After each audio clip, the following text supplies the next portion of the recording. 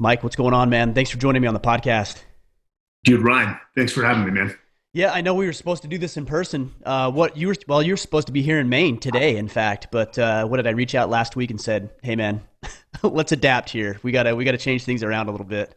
There's been a lot of adapting. I was supposed to, go on the Jocko podcast last Friday. Oh, you were? With Carrie Mills, who's the widow of Matt Mills from Extortion 17. But we made the call Yeah. as well. Just not prudent. Are you? So, are you in California? Are you in Where are you? I'm Texas. Texas. That's right. So Leif Babin and I live in the Austin area. I'm originally from California, but you're not plucking me out of Texas, man. This Yeah, this man. is it. I love the Especially state. now. Yeah, You're in the right state for now. I think between Texas or Maine, we're both okay right now. right now. What part of California are you from? So I was born and raised in the Bay Area, just Okay. south of San Francisco, and my folks are still there. They're elderly. They're in good spirits right now. They're quarantined. My Good. sister's bringing them food, making sure that they're fully stocked and okay. So Yeah, man, this is a wild time. I mean, I think a lot of it is frankly blown out of proportion. But that being said, I think that to be precautious and make sure you're not doing anything stupid is also a good thing, right? So that's good that she's taking care of them to some degree. dude, we talk about how this nation came together after 9/11. I never want tragedy to strike anyone and lives are being lost because of this virus. But the one good thing about this is you see this nation come together and we'll solve our problems. Yeah, And we no put doubt. all the petty differences, Democrats and Republicans aside, and we focus on what's important. Yeah, it's funny. There's a lot of like quote unquote social issues that have seemed to kind of go away a little bit because they weren't real issues to begin with. We just had everything so good and so comfortable that people were making up dumb shit to worry about. And now that we actually have something real to worry about, everybody's like, "Oh yeah, forget about that other stuff we were making up. Like, let's focus on what's really important right now." As Jocko would say, prioritize and execute. That's right. And Yeah. those things just sort of fall off the list, man. Yeah, a little hardship every once in a now, and again, I think makes us realize or focus on what's important. Yeah, no doubt. So, did you join the Marine Corps then, right out of high school, or when did you join the Marines? Hey, so I joined the Marines. I had a unsuccessful stint in college for about a semester, and I knew. From my background, the area I came from, traditionally everyone went to college, and I just knew it was me. I gave it a shot, and before I wasted my parents' money on one semester, I went to the Marine Corps recruiting depot, and I did waste the money on one semester. Enlisted and shipped off before my dad could wring my neck. Yeah, So the Marines saved me. it was a in little bit a of a sense. fear issue then, huh? Oh yeah, still fear my old man. All sons should. That's good, man. I've Yeah. got my oldest son. He's turning 12 in about a week, and he's big. He's a big kid. He's gonna tower over me, and he always says, "I'm gonna be bigger than you, Dad." I said, "Yeah, but you'll never be able to kick my ass." And he's like, "Oh, I will." I'm like, "No, we'll see about that. Old man strength's gonna come into play. You're always gonna be a little bit of afraid of me, which I think is a good thing, within reason, obviously." Well, now let's be honest, Brian. You didn't set yourself up for success. I mean, you've got the kids in jujitsu. This is Their true. skills are going to be more technical. I just have to stay out ahead. Just make sure I keep my Yeah, game going because I got to stay out ahead of them. So, but that's what we want for our kids, though, right? We want yeah, we want them to be better absolutely, than us, of course. I mean, that's the absolutely. objective. Do you have kids? I do. Unfortunately, fell victim to the divorce rate in the SEAL teams. Mm, My two kids are in Virginia Beach, where I was last stationed with their mom, and try to stay as active in their lives. My daughter's 16. That's an interesting time yeah. as a parent, and then my son is 12, and yeah, they're okay in this. They're out of school. They're quarantined, and so that's what's important right now. Good. Yeah, I know that's hard. I talk with a lot of SEALs and other military members that are either in or transitioned out at this point, and I know just the demands of the work that you do is obviously very taxing on a wife and kids and family and you in general. So, for what it's worth, I appreciate your service and your sacrifice. I know it definitely comes at a cost and a price to be paid for that. Yeah, and funny enough, you start to focus on war, and I ended up at a tier one command, and we were just deploying nonstop, man. And again, lost focus on what's truly important, and nobody wants to walk away from that and say, "Hey, I failed at the most important thing in life. I failed at my marriage." And, I didn't come up from a divorced family. It doesn't really run in our family line. And for that to happen to my kids, that one is a hard lesson learned. But again, you maintain good relationships with your ex and try to make the best environment for your children growing up. Yeah. So that's good. You guys, it sounds like you and her have at least an amicable relationship, it sounds like. We try. We Awesome. try. Yeah. I'm sure that's a challenge as well at times on both sides of the fence. Absolutely. I'm not easy to get along with. I wasn't easy to live with. Yeah, my current wife will tell you that.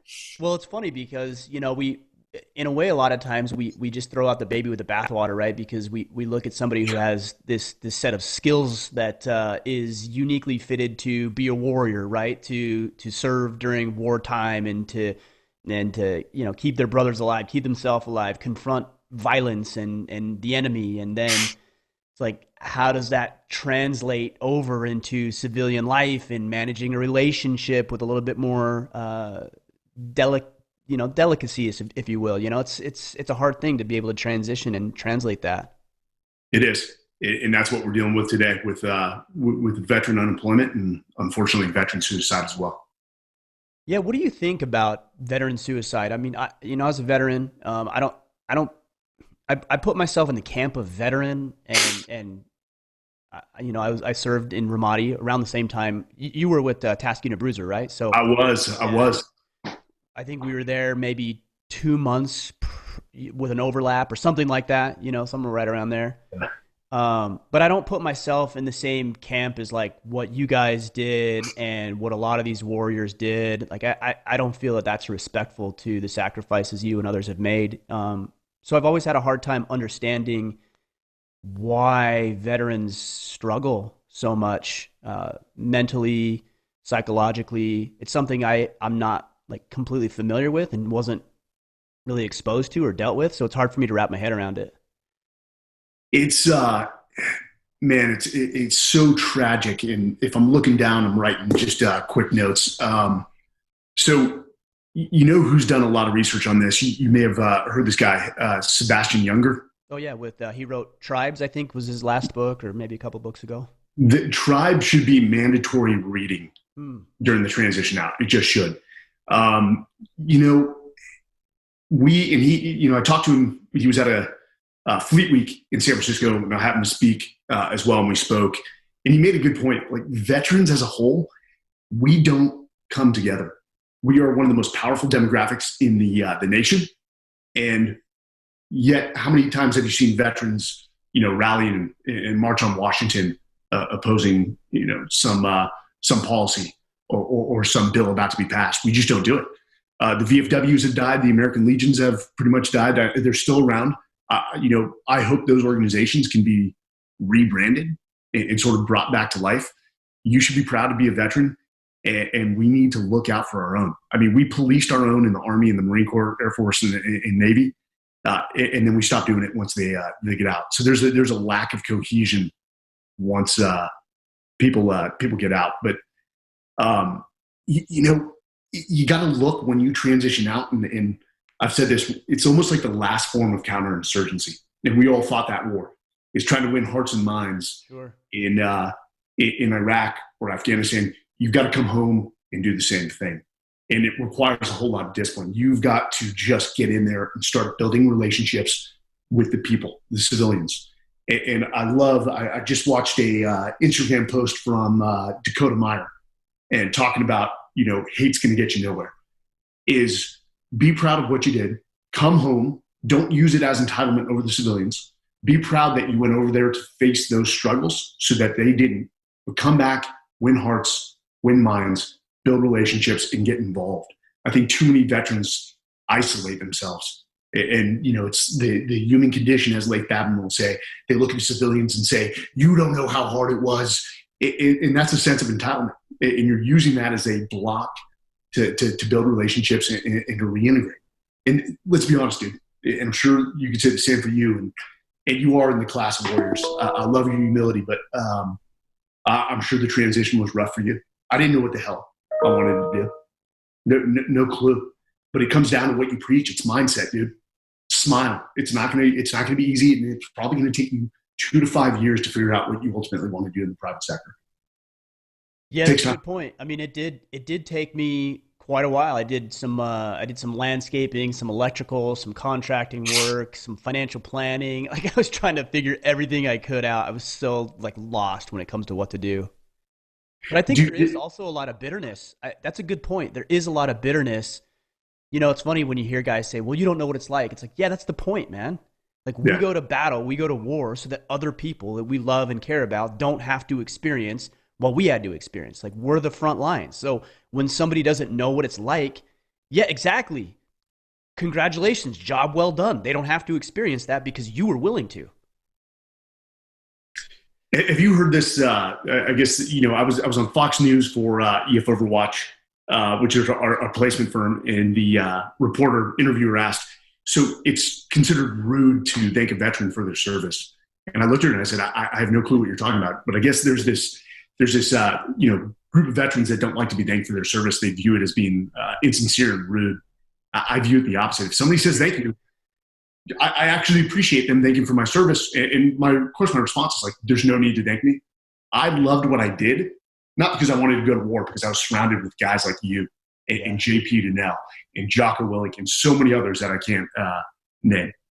Like, we actually should consider ourselves to be uh, lucky to have sensed that camaraderie and that esprit de corps at that level. You're never going to sense that again. And that's one of the things like veterans need to understand is when you leave, you're never going to get that again. But that's okay. That's okay. You still have to build relationships, and you got to find a company where the culture fits and you feel like you're part of a family again. It's never going to be the military, but that's what you're striving for. Yeah, I mean, speaking of companies, I know Black Rifle Coffee is working closely with you guys, and I was thinking about Matt Best specifically because he's got the book "Thank You for My Service," right?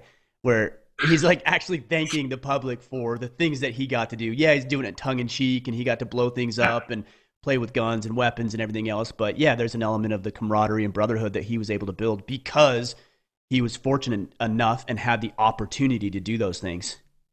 Yeah, dude. Again, great company. Evan Hafer. I'm a huge, huge fan of those guys. In fact, there's a video they produced again in our SFL TAPS, Soldier for Life Transition Assistance Program, which every soldier, Marine, sailor, and airman have to go through. They should play a video. It was about a guy named Sean Evangelista, owns a company called 30 Seconds Out. But this guy had 20 years in the SEAL teams, and I won't go into specifics. Let's just say he reached the highest tactical level that any SEAL can reach. The guy's a badass. And when he got out, he's like, you know what? I want to be a ski patrol member. Didn't know how to ski, taught himself to ski. And you've got this E8, this senior chief that has like, I don't know how many combat deployments under his belt, talking about how he's stoked to be a new guy again. Mm. Like, and he talks about being an asset to any organization, not a liability. Don't come out with your palm out. Ask for an opportunity. If you get that opportunity, you've got to prove your worth. But for a senior guy like that with 20 years to have a mindset of, I'm going to prove myself again, that it is a good message from all the way to our generals and admirals, right down to that E3 getting out, man. They've got to hear that message. Yeah, I think a lot of these, I don't want to place it in the broad camp and say that everybody's this way, but I think it's easy to take somebody who's been successful, whether it's the military, the civilian sector, and then they achieve some sort of measure of success, and then they just coast, right? And then they rest on their laurels and everything they've done, and they can't humble themselves enough to go back and say, all right, what do I need to know now? Like, where do I start in the civilian world, or where do I start in this project, or how do I get on ski patrol and never know how to ski before? That takes a level of humility that doesn't come easy for somebody who's spent 20, 30 years achieving what they've achieved and has so much success. So we see it every day. EF Overwatch is we consider this like a senior leadership and executive search firm. So we take really high performing veterans that have significant military leadership and we place them into senior management positions, sometimes very high positions. EF Legion is a platform under EF Overwatch. That's for all veterans. But I'll tell you, we are very selective. And when I say selective, it's not elitist. It's all based off mindset. If I have somebody who's won a Navy Cross that comes and they are just entitled and arrogant, we won't place them because we know they'll end up ruining the brand for veterans in that company.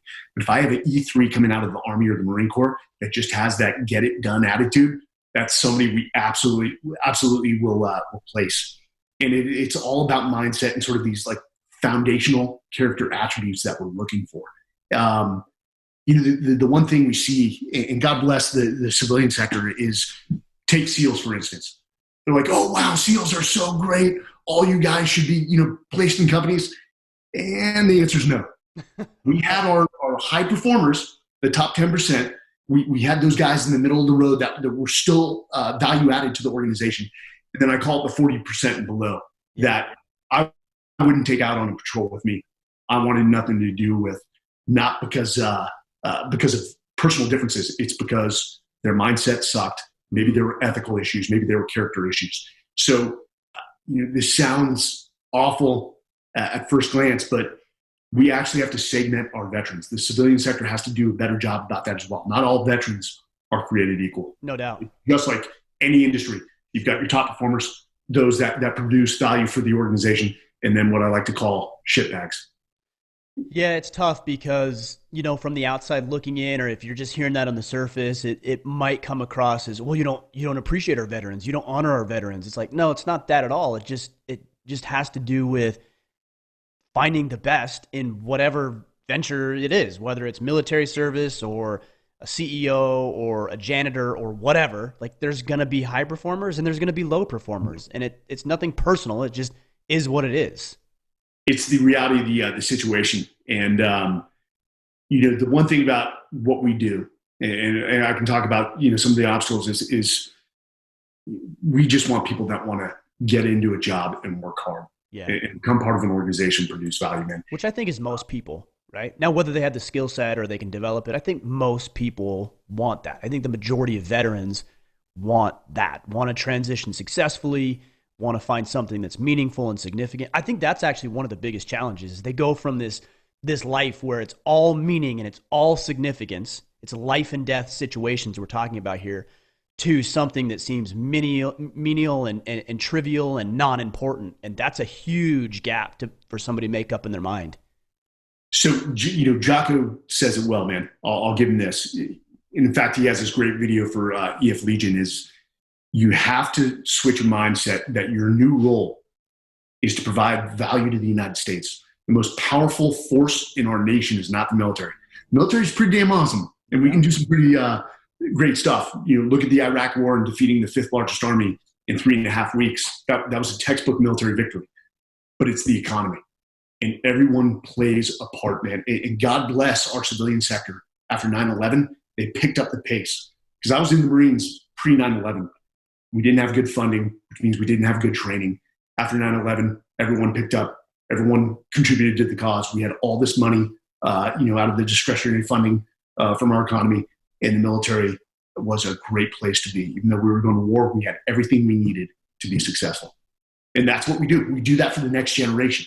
That's how you keep contributing.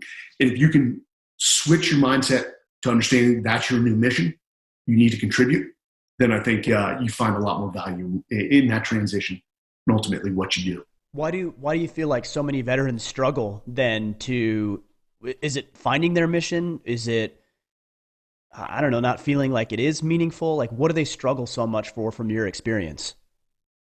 It's where is my next passion? And that's hard. And I'm not a sadist. I loved the SEAL teams. I loved deploying to war. Out of the nature of the obstacles we faced, I felt like we were eradicating evil. I wanted to deploy as much as possible. But when things started to change around 2015, I just sort of, I saw for what it is. And when I got out, still before I got out, I was stationed at the University of Texas training the young officers, midshipmen to become officers in the Navy and the Marine Corps. I went and got my MBA. Very fortunate in that sense. When I started my MBA program, I thought I wanted to be an investment banker. Why? Because the Navy SEAL Foundation has all these events, and usually there's these investment bankers, private equity guys, venture capitalists, sure. And these are impressive individuals. I mean, great Americans that have built companies that are investing in our infrastructure. And when I started the finance track, I'm like, you know what? I hate this. I hate this. This is not my strengths. And It was the fact that I didn't do a good assessment on myself. Where are my strengths? Where are my weaknesses? So 20 years in the military, lieutenant commander, tier one, I didn't have a good self-inventory on where my strengths and weaknesses were. And when I went through that MBA program, I started to look inward, and I realized I like creating value, creating something that provides value right in front of me. And so entrepreneurship was my path. I also started a foundation called Vetted Foundation with the help of a lot of leaders, guys like Admiral William Craven, Admiral Bobby Inman, and we actually created a program where veterans went through, it was almost like a 1-month mini MBA at the University of Texas McCombs. The results, the metrics that came out of that were phenomenal. The organization ended up failing because of me. I didn't understand the landscape. We couldn't get VA funding, and I wasn't going to get into the fundraising game the entire time. That was my first venture into the private sector, and I failed. Next one, I took a job at the University of, Texas A&M University at the system level in charge of veteran services for all 13 campuses. And it wasn't a right culture fit for me. And then finally, Jocko and Leif, approached me and they're like, bro, come on board. Yeah. And it was like the band got back together. And because I had built some, foundational skills in recruiting specific to veteran transition, I approached them and said, hey guys, let's start an organization. Let's call it Overwatch. Let's take the guys that we know performed exceptionally in the military. And if they didn't perform exceptionally and they have the humility to admit it, but say, I still want to work hard, that qualifies for our organization. And we place them into companies that we know. We actually focus on small to medium businesses, which, that can be, from, 500,000 in revenue to 200, 300 million. And a lot of these organizations are smaller. They have more of a family feel. And that's where we have found that veterans have a good fit in that family environment. A lot of veterans get out and they're like, hey, I got to go join Google, Amazon, Microsoft. And I get it. That's because that's what you know. That's what you see on the news. But I think you get into large organizations, you become another number. And sometimes that's not a right fit for some people. Right fit for others. It just depends. Right. And you're going to have to go through this process of you're probably going to have to take 3 jobs before you figure out what you really want to do. Maybe 5, maybe more. Maybe you get it right out of the gate. You get your first job. You did your transition smartly, and it works. But it's almost a process of elimination. That's what my MBA program was. Well, I know I don't want to do that. I know I don't want to do that, but this is all that's left. And it's that's how my transition went. Well, and I think a lot of people look at that too and think, oh man, I wasted all this time. I spent 5 years with this organization and it isn't what I wanted to do, so I wasted that time. No, man, 5 years of learning new skills, 5 years of networking, 5 years of gaining information that you didn't have before. I mean, I started a podcast in 2013, 2014, and it was all centered around financial planning. And I did 20 episodes. I'm like, man, I love podcasting. I just don't want to have this conversation anymore. And so I pivoted. I could have looked at that and said, well, that was a waste. Or no, it wasn't a waste. It was 20 episodes so that when I started Order of Man, I was primed and ready to go because I had all that experience under my belt. So we can use all this information and training and experience if we're willing to look at it that way as opposed to just wasted time. My military career was exactly what you're explaining. I started in the Marine Corps. I did 5 years. Yep. I loved the Marine Corps, but I didn't stay in the Marine Corps. I worked with these Navy SEALs. I'm like, these dudes, I was a recon Marine. I'm like, these dudes are awesome. I want to be one of them. And I pivoted over to the SEALs. And then I pivoted over to Tier 1. And that's just sort of life. It's whatever the next challenge is I'm going to take. You got to have patience. That's what a lot of, first you got to start your planning at least 2 years out. And I know for a person that's only going to do 4 years in the military, yeah. At the 2-year mark, if you know you're getting out, you got to start your planning. And for a lot of young veterans, I'll tell them, don't come to EF Legion. Go use your GI Bill. Go back to college. Figure it out. For some of you that may not be the right path, go to trade school. The trades are not going away. And there are some people that are multimillionaires in the trades, man. Go learn a trade. I'll teach you how to form a business after that. Get about 5 years under your belt as a welder, as a plumber, electrician, and then there's organizations that will help you start a business. Is EF Legion more centered around employment or entrepreneurship? Is it a combination of both? How does it fit into the scheme of things? So it is employment. One, we're very selective in the companies that we take. If we know there's a company that is just poorly led, that is toxic, we're not going to place veterans in that environment. We'll be doing a disservice to the veterans. So the companies that come to us have put a premium on leadership, and we talk about the skills veterans bring. Guys, you've been through the world's greatest leadership development program, the U.S. military. I don't care what service you're in, they've taught you how to lead. And sometimes at the end of your military career, you've got to take a little time to actually contextualize that. But for EF Legion, we're going to help with career development because interviewing is it's an art. And so we're going to start to prep them that way. I've got some, I went out and found some industry experts in talent acquisition and recruiting. One happens to be a former enlisted to officer in the Army, Mustang, in the 80s and 90s. He's got about 20 years in talent acquisition under his belt. He's one of the best. And so he's going to be doing a lot of series on interviewing, career development, offer negotiations. But EF Legion it's training. Also, they have access to EF Online to help them contextualize their leadership ability. And then we're going to put them in front of opportunities throughout the nation. Yeah, you guys are doing a good thing syncing that up. I think that's the most important thing is, and I think it's actually one of the most important skills to develop is the ability to network and make connections and find people and find opportunities. And it's something not a lot of people are great at, but you are filling that gap for people, which is really cool. So like you have Black Rifle. I know you're talking with Border Patrol. Like what other organizations out there are hiring and looking to bring on veterans? We are industry agnostic. We're not focused on investment banking or manufacturing. We're open to everything. We don't want to limit veterans. They have access to thousands of jobs. So if they go to the platform, they can find that. In terms of partnerships, Border Patrol, Black Rifle Coffee, Daniel Lark with Grunt Style, guys that understand how tough the transition is and are great role models for veterans, regardless of rank. I don't care about rank, and that's the other thing. We talked about it. There are a lot of senior officers, senior enlisted that come to me and they say, "Hey, I want this, this, and this. I want to step into a COO role in an organization." And sometimes when you transition, it's not a lateral move. Right. You actually take a step down. Right. You might have led a battalion of 500. When you take a job, you might be something called an IC, individual contributor. And that's hard for a lot of people. And you're not going to step into a leadership position all the time in a new industry. But if you step in for the opportunity you have, if you get an opportunity, as Sean Evangelista said in the other video, prove that you are an asset to that company. Give it a little time.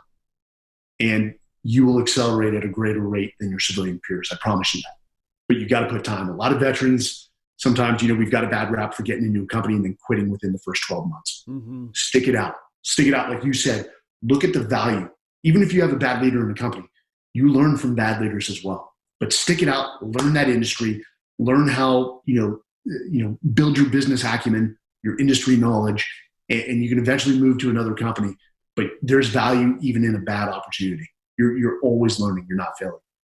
Yeah, it's funny you talk about that because I actually had that experience when I was working with a financial planning practice, and it was a good organization. It was a great company. I had some good training, but I got to a point where I had outgrown the training and the value that they were offering in exchange for the value I was giving up, namely a percentage of my income, didn't make sense anymore. It didn't align. So I knew for about 6 to 8 months that I was going to start my own financial planning firm.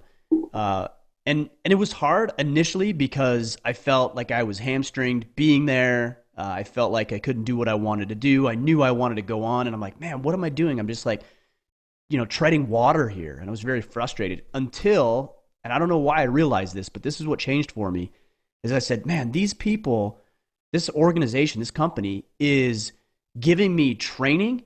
They're giving me time to be able to learn skills like marketing and finance and everything else, and they're paying me to do it.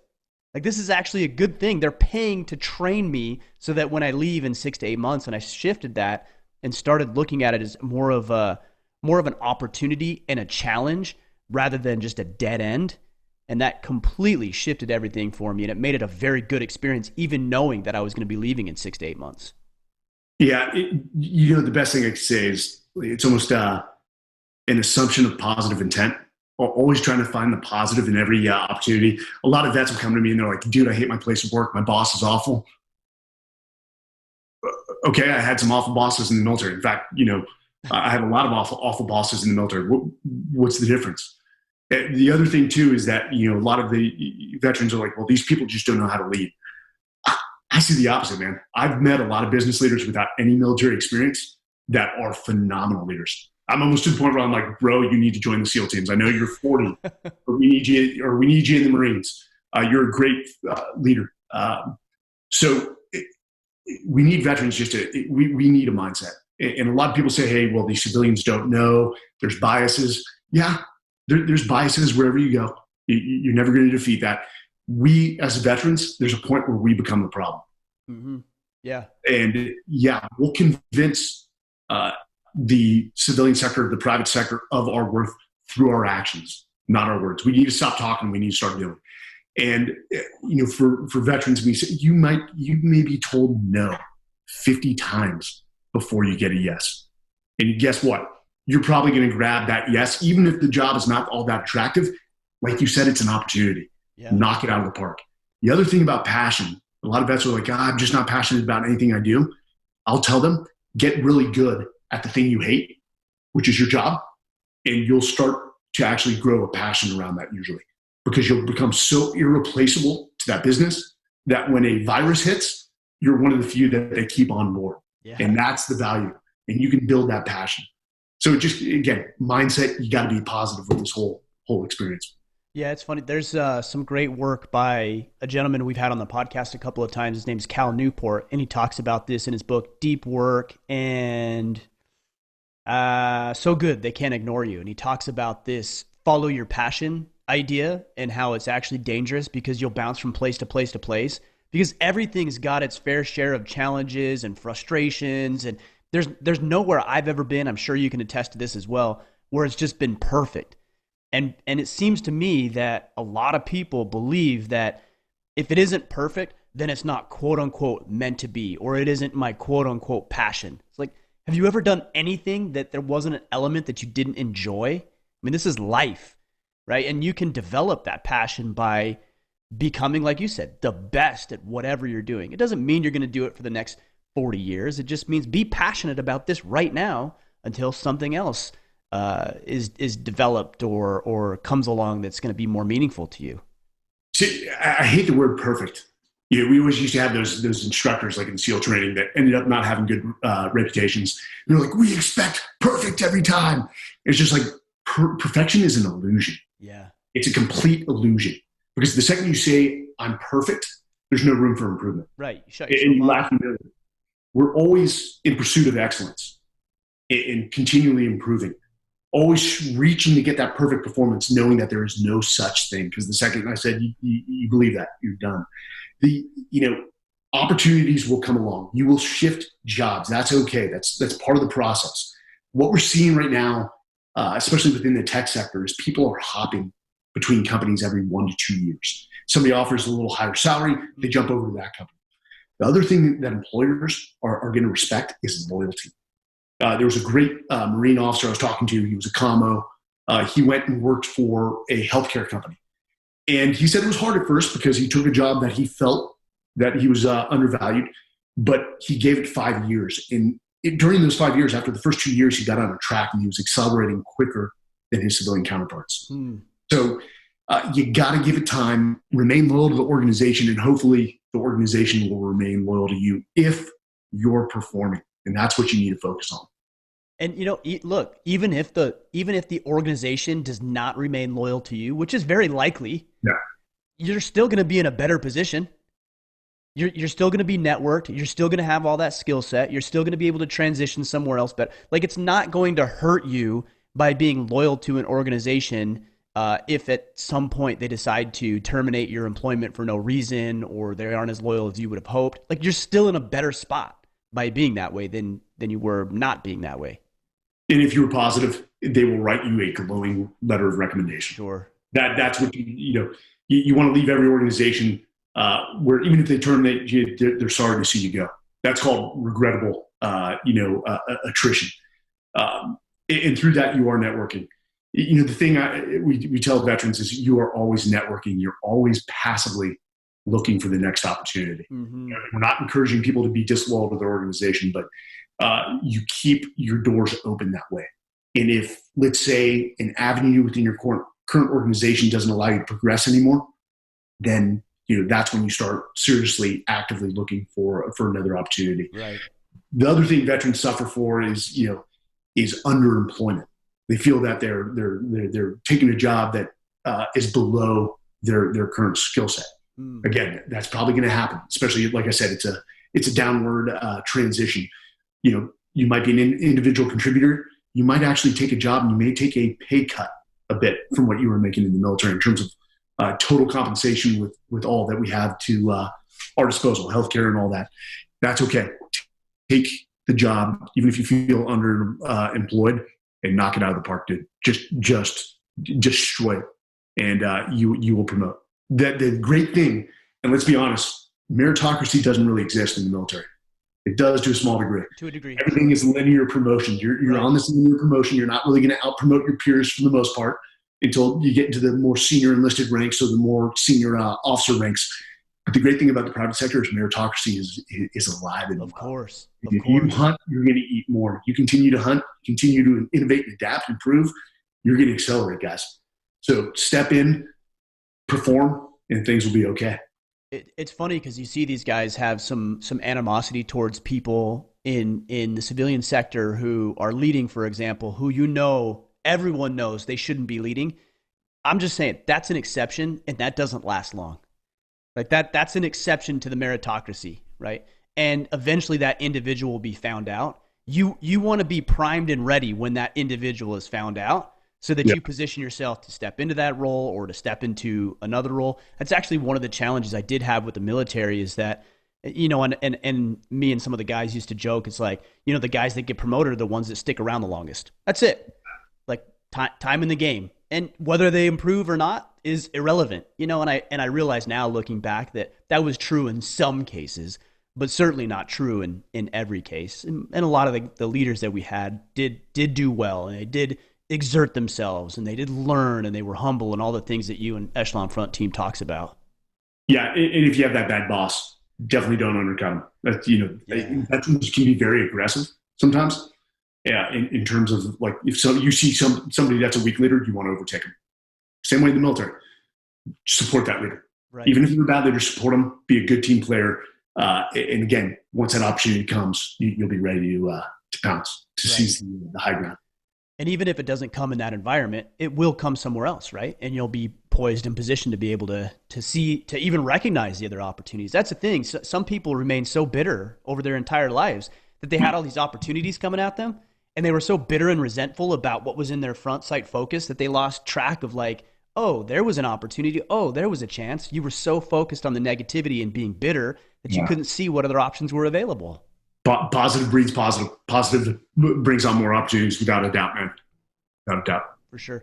So what are some of the like the translatable skills? We talk a lot about having to maybe take like a parallel transition or even a step down when you get into the civilian sector, because I realize not everything is translatable, but I know that there is a lot, and it seems to me that a lot of veterans undermine or look down on, or just even overlook the skill sets that they have that are very translatable to the civilian world. So this is where it comes into play, especially with the interviews. You have to be able to tell a story. And one of the things, too, that veterans, to a fault, the word we use when we talk about our achievements is we. We did this. We did this. We're so team-oriented. This is what sucks. And for veterans listening to this, in an interview, you have to switch to I. And I know that feels disgusting and evil. I was faced, and the rest of my team, with this obstacle. I made these decisions. I oriented my team, had them execute, and this is what resulted out of it. You have to take ownership over your actions and show the value that you're going to bring to an organization. Now, I will say the military is very selective, and people don't know this. I think the last time I saw 7 out of 10 eligible young Americans I'm sorry, 7 out of 10 young Americans are not eligible for military Yeah, I service. was gonna say seven that are eligible. I'm like, that actually sounds high and healthy, but I could see it being the other way, which is unfortunate. So 3 out of 10 are Right. eligible for military service. Our standard is high. And this is also the most highly educated military in the history of mankind. For-profit universities changed the game online. The thing I was amazed about, and what I tell a lot of people in the private sector, and they don't know, is that we would go out in Afghanistan, we would execute a mission, eliminate 10 enemy insurgents, come back at 5 a.m. in the morning, and my guys would go get on the computer with slow Wi-Fi and Mm. knock out 3 hours of their degree. Most of my guys, when I was a troop commander, had master's degrees when I didn't even have one. Some had two. These guys are highly educated. And some employers will say, well, yeah, that's an online, university. It doesn't hold its weight. I'll tell you, getting a degree in that environment when you're not on a campus with green lawns is much more difficult than going to a traditional campus. Of It takes a course. lot of discipline to be online. Veterans have a lot of access to education, but in terms of translatable skills, you really have to focus on those soft skills. And whether you're going to win an interview or not, is the amount of research you did on that company and that industry. If you go into an interview cold, you're most likely, and there's a few exceptions, 1 out of 10 will knock it out of the park. The other 9, if you've not done your research, like targeting a human on the battlefield, learning everything about him before you step outside that wire to go do a direct action raid, you're going to lose. You got to find out what are the pain points within the industry, how your experiences can relate to that, what stories you can relate to that, how you would solve those problems. But focus on your soft skills and then reinforce to them that your learning agility and the learning agility of our veterans is through the roof. How can I, sort of claim that? Is that we'd send a young, E5 soldier to Iraq, one deployment, comes back for a year, and then the next deployment, he's in Afghanistan, a completely different environment. And he'd have to learn that culture. He'd have to learn that terrain. He'd have to learn that enemy. The learning agility is through the roof. Is sort of reinforce that, hey, I might not have industry experience. In fact, I don't have industry experience, but this is what I can bring to your organization. I'm a great follower. I'm a great leader. I understand the team. I'm trainable. And more importantly, I have this thing called learning agility. I will learn the hard skills. If you teach me, I will learn the hard skills. If an organization is so fixated, and myself and one of my peers within EF Overwatch have a book coming out probably summer time frame called The Talent War, all about hiring and how we hire in special operations and how those best practices can be played or sort of translated into the private sector and how they hire. If they're so fixated on industry experience and they can't see your value, that's fine. That organization doesn't see your value. And sometimes that organization is represented by a person that shouldn't be representing that organization. Mm. That may be a C player that sometimes may be scared of you because you may be a B or A player and they fear you a bit. That's okay. Move on to the next organization and the next organization and the next organization. You should be interviewing with as many companies as you can. Don't put your eggs in one basket. We have some veterans come and they say, I want to work for this company. Well, there is a likelihood that company doesn't want you or they don't see your value. You have to have several lines in the water. The other thing with veterans that we see is they're, in today's day and age, you have to be geographically mobile. Go where the opportunity is. And I know that's hard for some veterans. They're like, hey, I really want to go back to Oklahoma City. And I get it. If you are fixated on one region, then you've got to research everything in that region, what industries, what companies, what roles and functions fall under those companies. And you limit yourself, but you've got to find the right opportunity within that area. And that's fine. I understand the need to go back and be close to the family. But we see the most successful veterans are geographically mobile.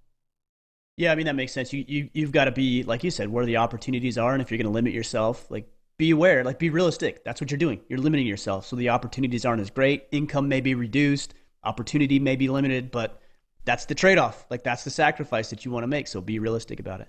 Yeah, but if you get happiness from that, going back to Oklahoma City or Austin, great. Money's not like the highest factor. Sure. A lot of vets are like, hey, I need to make this much money. You're trying to find that balance between money and happiness. And I know that's hard. Yeah. If you figure that out, let me know. Yeah. But Yeah. money's not, money does not necessarily equate to happiness. It doesn't. I've got 99 problems. Yeah, gotcha. I wanted to ask you about relatability because I look at the way that like you and Leif and Jocko and most of the guys that I've talked with on Echelon Front and the way that you communicate, which could be I'm a little bit more familiar with it just because I would spend some time in the military and been around you guys a little bit is like it could be intimidating, right? And the way that military members communicate is very clear, it's very concise, it's black and white, it's not a lot of fluff, and it could be intimidating or unrelatable to somebody who's never experienced that before. Do you see these veterans as having a hard time being able to hold a conversation in a way that a potential employer or a company would want to hold those types of or clients would want to hold those types of conversations? You've just pretty much explained me to a T. Yeah, And I I mean, don't know why. it's obvious. Like I hear you guys, and I'm like, yeah, I like it, I appreciate it, but I'm sure some people are very intimidated by it and don't know how to handle it or read you. For whatever reason, when people call Echelon Front and they look at all the instructors, they're like, God, that Mike Sarraille guy is, they're like, Jocko's scary, but I would not want to run into, this was one client for this, I would not want to run into Mike Sarraille in an alley. I'm like, why does everyone think I'm so hostile? I'm not. We are direct in our communication. Uh, Again, it goes back to the last form of counterinsurgency you will ever engage in is know your audience. Mm. When you step into an interview or as a veteran, or you're networking with a certain business leader, don't talk. Listen to how they're communicating. If you need to soften your style, adapt your style to their communication in order to build that relationship. But again, our guys know how, and our guys and gals know how to build relationships. They've done it in Afghanistan. They did it in Iraq. They've done it in other regions of the world. Take those skills, that counterinsurgency, how you learn to adapt there, adapt it to the private sector when you come home. It's the same thing. And know your audience. When you step in front of a person, again, listen to them, watch their mannerisms. And if you need to soften it up, soften it up. If I'm talking to JP Donnell, JP Donnell's interviewing me, I'm probably going to be a little more direct because I can sense that he's an aggressive guy and we're probably going to, chest bump. And just again, you've got to be agile. You got to have that learning agility. Know your environment. You had to know your environment in Iraq, Afghanistan, read the room, read the person, and choose the right level of communication in that interview.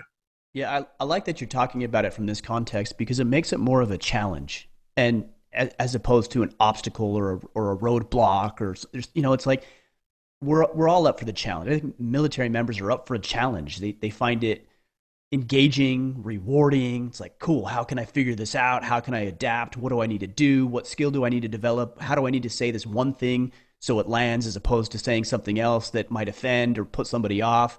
Like these are all little micro challenges that actually make the game of life pretty fun. The transition can be fun if you make it fun. And one of the things too, it's a learning process. Each interview you take, even if you get a no, ask the person sort of for an exit interview in a sense. Call them back, and I know you'll probably be upset you didn't get the job. Just ask for 5 minutes. Hey, can you give me a debrief on what I could have improved? What wasn't right? Why wasn't I selected so that I can get better for the next interview? You're not questioning their judgment. And if you do that, don't argue with them. Well, I actually can do that. Just listen and take those notes. It's like, you remember those green notebooks we had in the military? There was guys in the careers that had like 30 of those on their shelf because they were always in the after actions taking notes. And every interview is an after action. Thank them for the opportunity. Even if you don't get the job, would you give me the benefit of an interview a debrief so that I can prepare for the next one? Sure. And again, if you can do that, if you can be learning throughout the process, you're going to get a yes much quicker. Yeah, and even if you don't get those debriefs, because you're not going to get them all, I'm sure. Do it on yourself, right? Like, be as objective as possible. What did you do well? Where did you fail? Did you say something or do something or explain a situation that wasn't clear and concise or actually what came out the way that you intended it? Like, be real with yourself so that you can improve the next time you do it. That just takes an objective analysis or like an after action review, which anybody in the military is familiar with. So do it. Keep doing it. Yes. And this is, when we work with companies, they love this. They're like, we're doing debriefs at the end of the day, just 10 minutes. I'm like, great. you're making progress. Yeah. Is if you don't get a yes in an interview, that's not, don't get bitter. Don't get upset at the interviewer or the company. Look in the mirror and say, if I didn't get that yes, that's because of me. Mm. I didn't do something to convince them of my value. It's extreme ownership at the heart of it. The other thing people ask me is like, what should I read? It's not because I work for Jocko and Leif. It's not because I work for Echelon Front. When you think about it, extreme ownership is like, again, it should be a prerequisite to transitioning out of the military. Because the way they wrote that book, Combat Story, leadership principle, and how it relates to business, and it prepares you for the interview. You'll have your own combat stories or your own military stories. It will reinforce a principle, and then you can translate that to the business sector. Yeah. That's why that book is like the #1 veteran transition book for all veterans. Right. Yeah, it is. It is such a powerful book, and even that concept of sharing, a situation or a circumstance or a story and then relating it. Like you have to fill in the gaps sometimes because otherwise they won't obviously be seen, I think, by a lot of people who haven't experienced combat. I actually watched JP do this several months ago. He came up here to Maine and he was working with the Origin crew, and Pete and JP were kind enough to invite me out there. So I went out and watched some of his presentation, and he was masterful at it. Like so good at taking this combat story that everybody was engaged with, but didn't really connect with it because they'd never been in that situation, and then backfilling and connecting the dots to how now they can use that story or that lesson in their work and their life and leading their families. It was very, very powerful. And this is humbling. JP, we were in a platoon together. JP was the lead sniper. I was an assistant officer in charge. Okay. Yeah. He got out after 12 years. I got out after 20. I was a lieutenant commander. And JP had more time in the private sector. JP is better than I am. JP is a better instructor, leadership instructor than I am. And that doesn't hurt my ego whatsoever. And it's funny how things change. This is where a lot of rank-centric people have problems with the transition. Well, I was a lieutenant colonel. Okay, well, your CEO may be an E4 that got out in 1980. Right. What does it matter? Right, cool. Good for you. Yeah, every time I watch JP, I learn something new. Every time I watch Jocko, Leif, all the rest of the instructors, I learn something new. And rank, and that's hard, rank does not matter when you get out. It's your mindset that matters. Yeah. It's whether you have that growth and mission mindset that truly is the determination of whether you're going to succeed or fail. Yeah, that's a good point. Not only rank, but time too, right? Some people say, well, I've got the time. Well, okay, what did you learn in that time? Half of what that guy learned? Then time doesn't really matter. Yeah. It's what you learned and what you picked up in the experiences in that short amount of time. Dude, this is why, E3s, E4s, E5s with the right mindset, I'll take them all day long, man. Yeah. We'll find you a company that fits. I wish, man, I just keep thinking about this, and you can't go back in time and you don't want to like dwell on past history, but I'm like, man, I wish I knew this stuff when I was in E1, E2, E3, E4. Like, I wish I would have known this stuff. I can't imagine how much further down the track I would have been, whether it was with the military or even now, right? Using that in the civilian sector and learning how to apply all this extreme ownership information into my life. The military is great at training you to do your job. Mm-hmm. They're the best. Of course. I received some of the world's best training in the Marine Corps as a recon Marine and sniper and as a SEAL. The military sucks at transitioning people out. Mm-hmm. It's not a core competency. And a lot of people get bitter that the TAPS program is broke. It's not. For the military to become really good at transitioning soldiers out would deviate from the core mission of making sure that people go forward. Of course. Why have an exit strategy when we got to teach these guys how to do the job well and do it for a long time? And so people are critical of the TAPS programs. Guys, it's not their fault. There are some great TAPS programs. Talking to two of my sisters in arms, amazing veterans, amazing women. They really pass accolades to Lewis McChord. Joint Base Lewis McChord has probably one of the best transition programs, bar none, in the nation. But it's also because of the environment. The local community has rallied around that. So you've got executives from Microsoft, Amazon, Starbucks. Howard Schultz donates a lot of time and money towards assisting veterans, and Boeing. They get involved and they really set the mindset for a lot of veterans going out. as a whole, a lot of the people leading transition assistance programs are, former military that never served in the private sector. But you can still take a lot from the TAPS programs. They will tell you how to maximize. It's not to like welfare. We're taking advantage of the VA benefits, but they will make sure that everything's squared away when you're getting out. And that's really a core value of the TAPS programs. But when you get out, you said it best. You should be talking to everyone. If you think you're interested in a certain industry, don't find veterans in that industry. Go find business leaders that have been doing it for 20, 30 years, almost like your senior enlisted or senior officers. Right. Get over the fact that they didn't have military experience. Talk to them. It was General Pace that recently said, I think it was about a year ago, he said, stop listening to veterans that have recently transitioned out because they're still trying to figure it out. Right. Go find business leaders that have spent time in their respective trenches and listen to them and build relationships, and they'll guide you. You'll learn a lot. They'll guide you in the right direction. I even had one highly just respectable, high-performing executive in a certain industry say, Mike, I don't think this is for you. I don't think you're going to find happiness or value in this industry. And at first I took that harshly. I thought he was attacking me and I didn't do what it takes. But I actually called that guy 2 years late and said, hey, thank you for that advice. I started a company with two of my former teammates. I'm happier than hell. And so sometimes they're going to tell you what you don't want to hear, which is what you need to hear. Yeah, for sure. But it's a hard pill to swallow in the moment. But if you have this long-term perspective about it, and like you said, you're looking to mentors who have done this already, not on the path, they're like down the path, right? At the end of the path. You're going to be able to maintain that perspective and have it right. Yeah, it's you got to engage. I think that's a bottom line. Engage. Even if you come to EF Legion, you should again put as many lines in the water as possible. Don't rely on EF Legion to get you a job. Sure. One of the things that there are recruiting firms out there that if you come to them, they're going to have you sign an exclusivity agreement, which means you can only use them. I would never do that. That's like a car dealer saying, "Hey, well, if you want to buy a car from us, you've got to sign this agreement that you can't don't go anywhere else." Yeah. Yeah, no. When people come to EF Overwatch, what I tell them is like, hey, if anything, we're going to help prepare you for the transition. We're going to help prepare you to win that interview. You may have another opportunity through a mentor that you actually take that job. And, we technically get no revenue out of that, but I don't care. You'll call us down the line when you want to hire people. I'm happy. We're happy. Send somebody to you. Right. Exactly. Yeah. It's so don't rely on EF Legion. Don't rely on EF Overwatch. Come to us. We'll help you out. We'll help you prepare.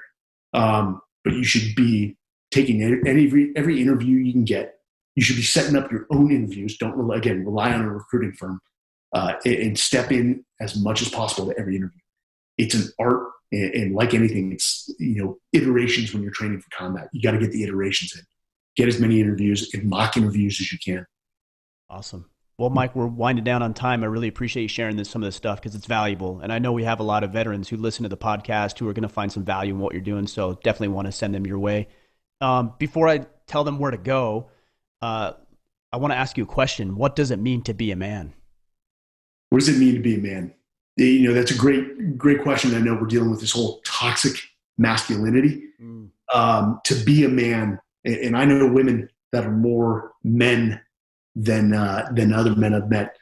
It's having the courage to stand up for what's right. That's the bottom line.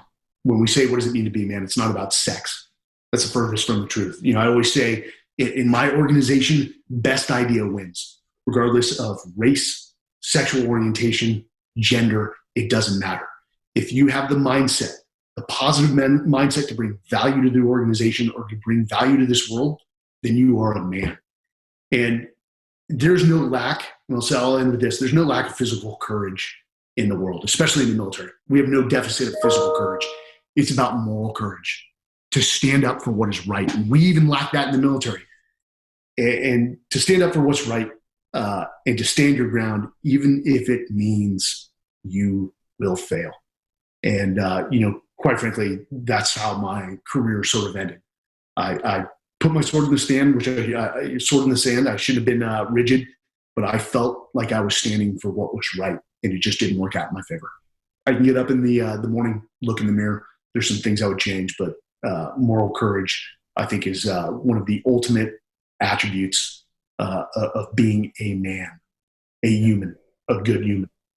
I like that. Yeah, you talk about it not working out. It may not work out in the short term, right? If you go by that moral conviction, but long term, I think we're all better off when we stand for what we believe is right. Even though, again, it may not work in the moment. You pan out a little bit, 2, 3, 5, 10, 20 years, and you realize you start making those kind of decisions based on your moral convictions. It'll work out. It'll play out the way it's supposed to. Absolutely, absolutely.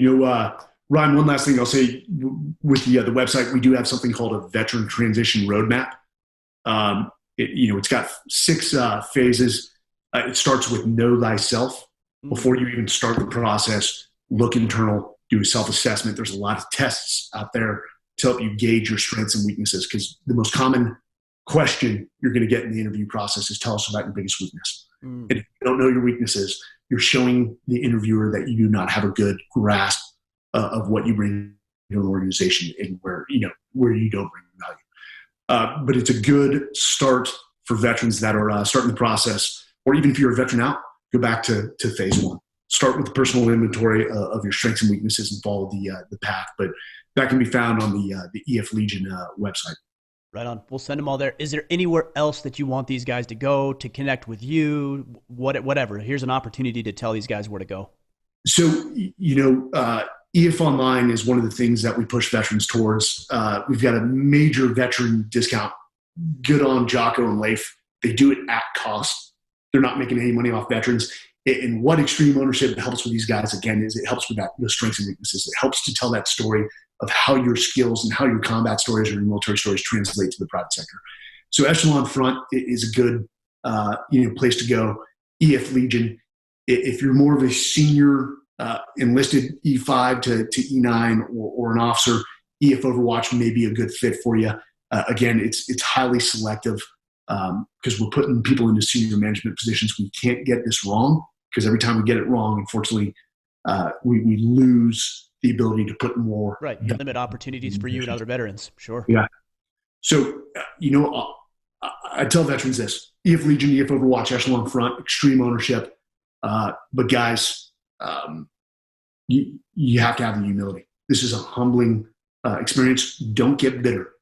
Do not get bitter, and let your actions speak for themselves. And it may take a while to prove that or to get that opportunity, but if you stay the course and you remember where you came from, always remember where you came from: the Army, the Marine Corps, the Air Force, the Navy. You come from the U.S. military. Even though you take that uniform off, you are still representing them. And you're either going to burn that bridge for veterans coming behind you, or you're going to build that bridge forward. And you're going to bring more veterans into that organization behind you. You build your own little sort of organic veteran team. Right on, man. Well, hey, I appreciate you. I'm glad we were able to get connected after months of trying to make this work. I know we're going to connect more in the future too, because I want to help and assist with what you guys are doing. And of course, we've got plenty of men who listen to this podcast who need to be tapped into what you're doing as well. So yeah, I want to thank you for that. I want to thank you for your service. Looking forward to getting to know you more, and really appreciate you taking some time with us, man. Dude, Brian, thank you for having me on. Likewise, thank you for your service. And this is not the end. We want to have more of you on EF Legion, talking to these guys about mindset, all these veterans getting out, as well as Evan and Daniel and Jocko. And we're going to create some good content, something of value. Looking forward to it. All right, brother.